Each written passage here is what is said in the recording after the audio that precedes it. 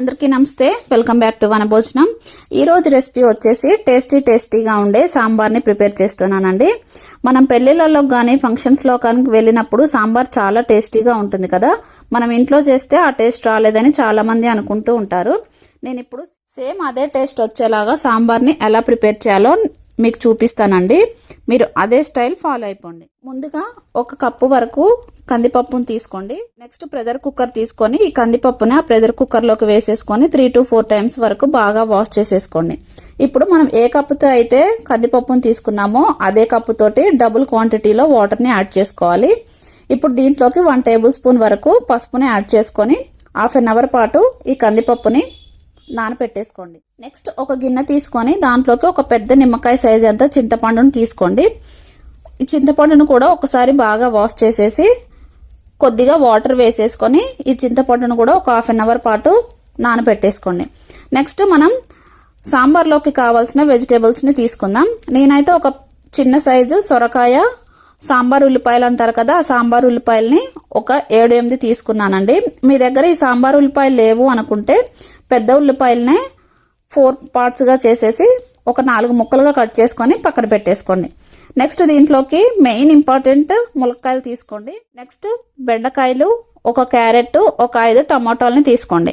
మీ దగ్గర ఇంకేమైనా extra vegetables ఉన్నాయంటే వాటిని యాడ్ చేసుకోవచ్చండి. వంకాయలు ఉన్నా వంకాయలు వేసుకోవచ్చు, ఆలుగడ్డలు ఉన్నా ఆలుగడ్డలు వేసుకోవచ్చు, దోసకాయ ఉన్నా సరే వేసుకోవచ్చు. మీ ఇష్టం. మీకు సాంబార్లో ఏ వెజిటేబుల్స్ అయితే తింటారో అనుకుంటారో ఆ వెజిటేబుల్స్ అన్ని సాంబార్లో వేసుకోవచ్చు.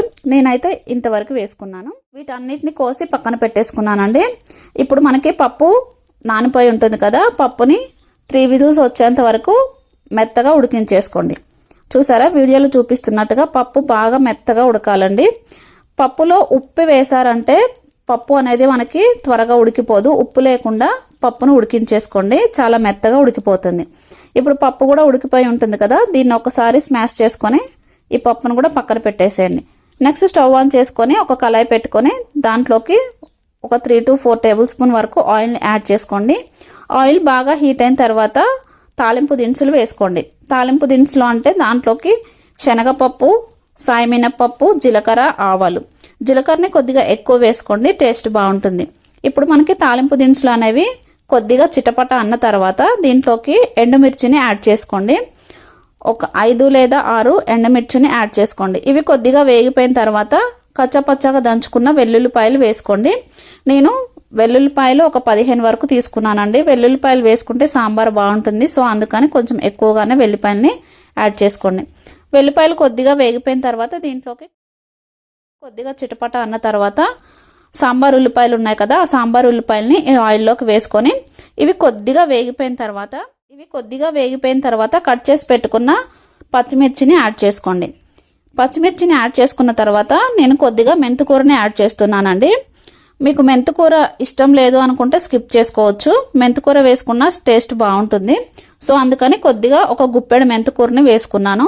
ఈ మెంతికూర ఆయిల్లో బాగా ఫ్రై అయిపోవాలండి. మెంతికూర ఫ్రై అయిపోయిన తర్వాత ఇప్పుడు కట్ చేసి పెట్టుకున్న క్యారెట్ ముక్కల్ని వేసేయండి. నెక్స్ట్ క్యారెట్ ముక్కలు, ములక్కాయ ముక్కలు వేగటానికి కొద్దిగా టైం పడుతుంది కాబట్టి వీటిని ముందుగానే వేసుకున్నాము. వేసుకున్న తర్వాత ఇవి ఒక 5 మినిట్స్ వరకు ఆయిల్లో ఫ్రై అయిపోవాలి. ఇలా ఫ్రై అయిపోయిన తర్వాత ఇప్పుడు కట్ చేసి పెట్టుకున్న సొరకాయ ముక్కల్ని దీంట్లోకి వేసుకోండి. నెక్స్ట్ దీంట్లోకి బెండకాయ ముక్కల్ని వేసుకోండి. వీటిని ఒకసారి బాగా కలిపేసుకోండి.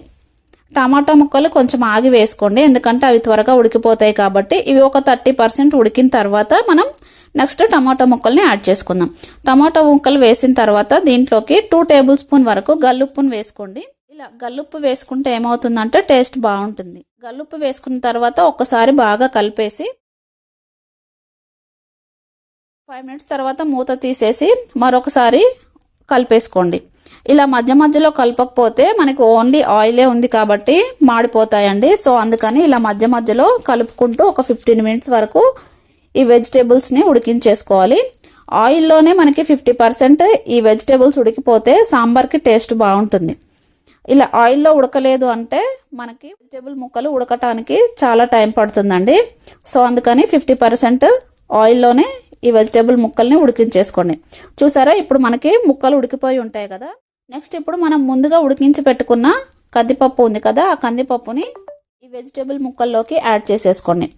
ఈ కందిపప్పు వేసిన తర్వాత ఒకసారి కలిపేసి నానబెట్టుకున్న చింతపండు ఉంది కదా, చింతపండుని బాగా పిసికేసి చింతపండు గుజ్జును కూడా ఈ సాంబార్లోకి వేసేయండి.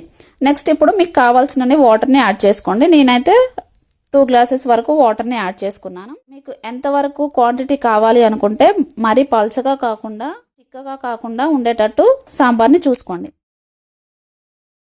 నెక్స్ట్ దీంట్లోకి 2 table spoon sambar powder, 1 table spoon కారం, 2 టేబుల్ స్పూన్ వరకు కొబ్బరి పొడిని యాడ్ చేసుకోండి.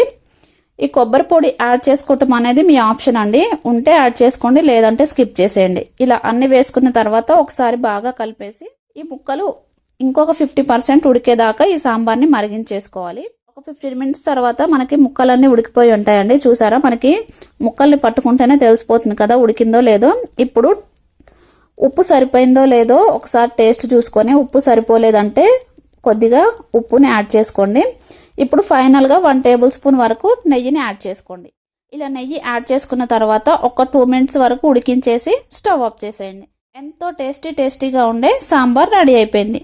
మీరు కూడా మీ ఇంట్లో ట్రై చేసి ఎలా ఉందో నాకు కామెంట్ చేయండి. Thanks for watching. Please do subscribe.